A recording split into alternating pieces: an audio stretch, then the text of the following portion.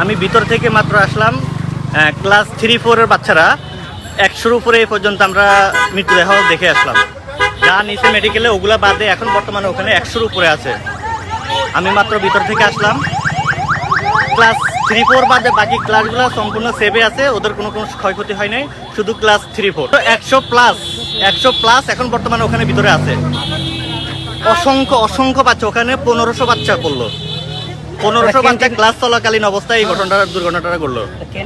এখানে আমার যতটুকু ধারণা, আমরা ওখানে ভিতর থেকে যা শুনলাম সেনাবাহিনীর কর্মকর্তাদের কাছ থেকে, তখন শুনলাম যে অদক্ষ ড্রাইভারের কারণে, যিনি বিমান চালক ছিলেন, ফ্লাইট পরিচালনা করছেন, তার অদক্ষতার কারণে এই দুর্ঘটনাটা ঘটলো।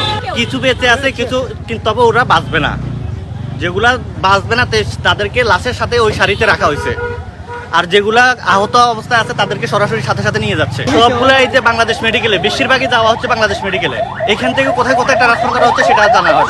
হেলিকপ্টারে নেওয়া হচ্ছে, হেলিকপ্টারে 2বার নেওয়া হয়েছে, আর সব হচ্ছে অ্যাম্বুলেন্সে।